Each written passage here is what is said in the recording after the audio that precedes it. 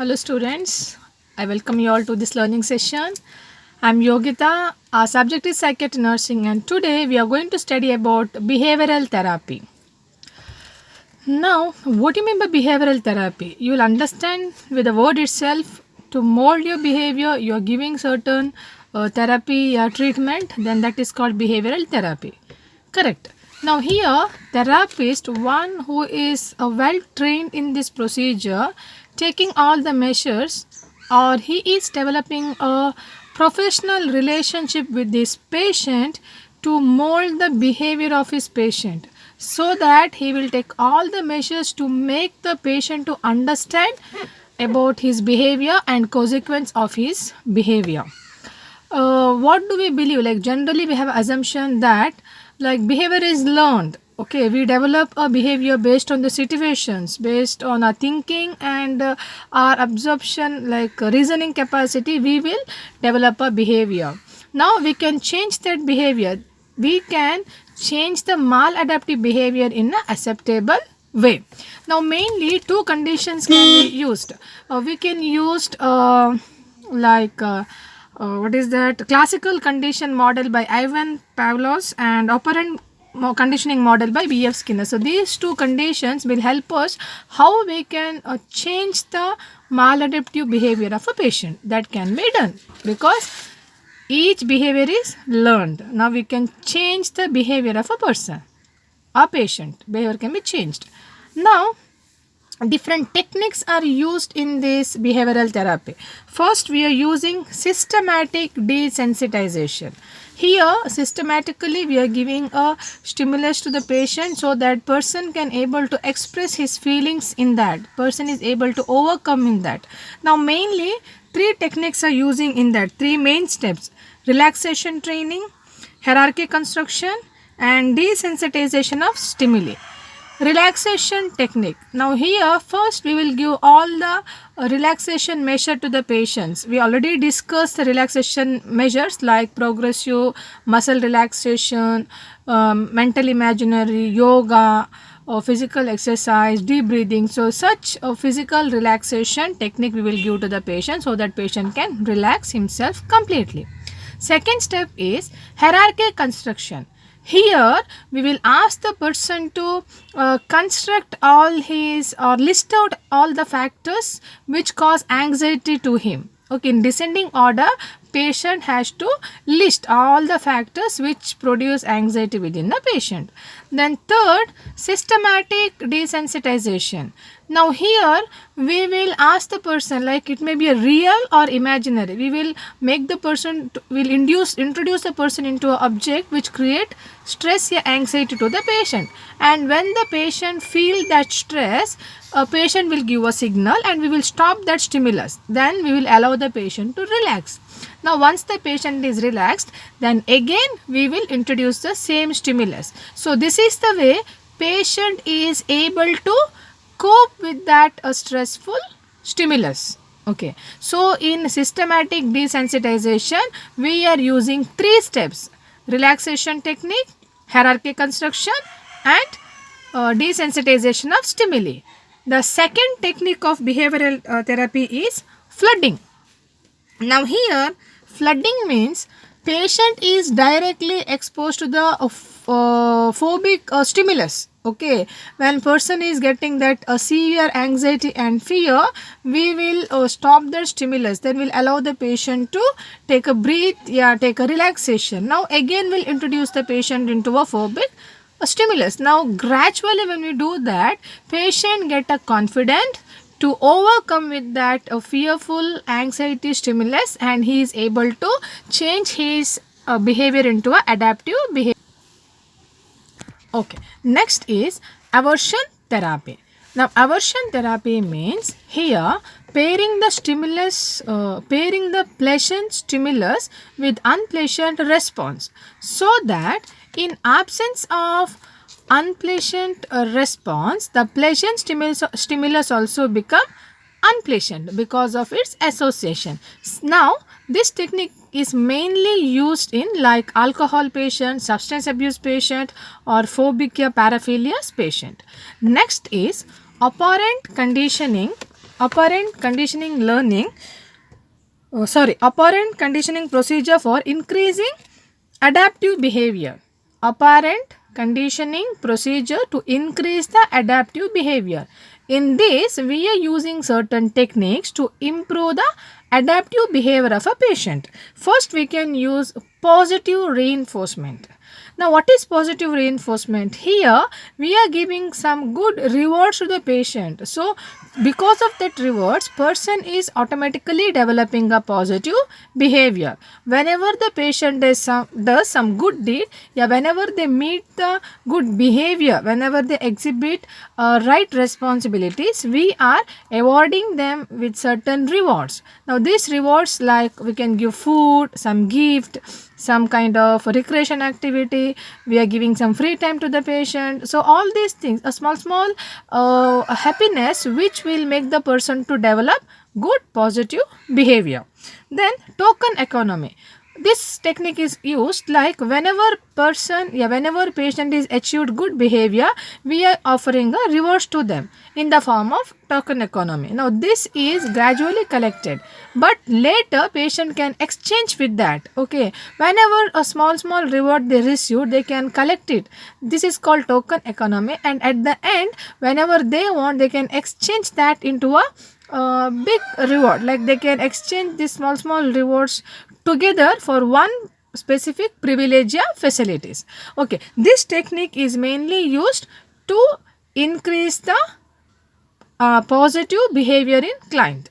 Okay, next is operant condition procedure to teach the new behavior. Now here we are taking the measures to teach new behavior in our patient. So we need to change their personality. We need to implement certain new behavior among the clients. Now how we can do that? We can do molding. Now molding means we are trying to change the behavior of a patient. Here what we can do, that a therapist can show the behavior to the client. Now client has to learn the behavior from the therapist or from their group members. Okay, right and good behavior is observed and learned from the patient, and therapist is guide the patient to observe all this good behavior and implement that in their personality. This is called molding. Next we are having a technique called shaping. Now here therapist is taking a measure to shape the behavior of a client. Now here client behavior is shaping, it's established. Here we are giving a reward to the patient when they do the good behavior. We'll withhold some rewards when they don't exhibit the desired behavior what I want. Now as a therapist, I instruct my patient to behave in the right way. Whenever he behave in that right way, happily a therapist is giving reward to the client. And whenever they show a maladaptive or wrong odd behavior, that reward will be ignored. It is not given to the patient. Chaining. The another technique what we can use to teach the new behavior is chaining. Now here chaining means a big task. It may not be easily achieved by the patient. So therapist has to break down the big task into small and allow the client to attempt with the first step. When they finish the first step, then they'll go to the second step. When they finish the second, they'll go to the third. So this is the way they are achieving all the steps and acquiring, reaching that all behavior skills. They are learning that. In a mentally ill patient, what we can do is we can come in a reverse order. From the last step to, we can come in a reverse order to achieve the good behavior. Even this chaining will also help the patient to learn the new skills, new behavior, so that they can change their personality. They can develop a socially acceptable personalities. Next is operant condition procedure for decreasing the maladaptive behavior. Now here maladaptive behavior has to come down. We need to cut the unacceptable behavior of a patient. What we can do? Ignore or extinction. Here what we can do is we are completely removing the attention from our patient.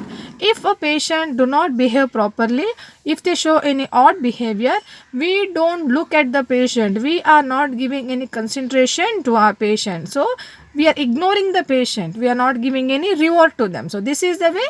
When we do that, when we don't pay our attention to the patient, when we don't look at to them, then they may feel bad, then they may not repeat that behavior. So this is the way we are giving punishment, and we are trying to change their behavior. Next is punishment. See, whenever we see that as a therapist, when I see the patient is behaving in an odd way and not accepted way, then immediate punishment will be given to the patient. Now, for example, you think that patient trained, like when he want to cough and when he want to split, he has to go to the washroom, but patient has not done that, is sitting near to her bedside in this like that. Then what we do, then we'll tell the patient to clean that sputum cup and clean that entire floor. See, this is a punishment immediately given to the patient for his wrongdoing, so that he will understand that he is going to receive a punishment when he don't behave in a right way, when he don't learn that particular behavior. Next is timeout. A limited timeout method is including removing the patient from the reward after certain duration. If the person is not like exactly doing the behavior in that way, then we will remove that timeout, then we will not provide that facility to the client. Next is restitution. It is called overcorrection. Now restitution means here, it means restoring the disturbed situation state that much better than it was before occurrence of the problem. What we do is, what is means here, like you think that patient has done some wrong behavior and we are overcorrecting the patient. We expect the patient exactly behave how it is trained and taught. For example, now patient has not passed the urine in the urinal washroom, he did a bedwetting, then we'll ask the patient to clean entire bed, he's mop the floor and clean entire ward, so that giving over punishment, over correction, so that person will behave in that right way. This is called restitution. Next is response cost. In response cost, if the person is giving any wrong behavior, wrongdoing, then what token he got, from that deduction will be done. So from their total account, what token they got, what reward the patient got, from that we are deducting the points whenever the patient is giving some wrong answers. And the last step is assertiveness and social skill training. Now assertiveness means here we are teaching the patient to be very assertive, so that they are able to present their point, either good or bad, positive or negative, in a right way, so that they can present their point. So the patient will not hurt others, will not harm others. Okay, and person is completely presenting himself, so that it is easily accepted way he is presenting in ideas. So assertiveness, they are having that confidence, so that confidence has built in a patient. They are giving the reply, maybe a negative reply person is giving, but in a right behavior way, a proper way, they are confronting the things to others. This is what learned in assertive behavior. And skill training, a social skill training is taught to the patient, so that they are able to socialize themselves very easily with others. They learn the skill to be with others, learn the right behavior, and they are improving their speaking, listening and communication. So these all are the technique what we used in behavioral therapy. So we have to write everything. Now as a role of nurse, it's very important when you do this behavioral therapy, you must understand your patient. You should have that therapeutic relationship. Now who can give this behavioral therapy? Definitely a therapist, one who trained in this behavioral therapy course, or one who had a degree in his profession, he can give this behavioral training to the patient. So he will be a behavioral therapist. Now it will be cost effective, it's not cost much. Okay, it will be a very cost effective and very easy. It's a easy therapy where easily a therapist can cultivate the good behavior in a patient. Hardly they have to go for one 6 to 8 week of class. Beginning we are having the classes daily session will be there. As the day goes, we will have a space between the therapies, or space between the sessions. So this is the way we can have our behavioral therapy. Okay, now before I summarize, I just want to list out all the points so that you will have that better understanding. So we are having different techniques.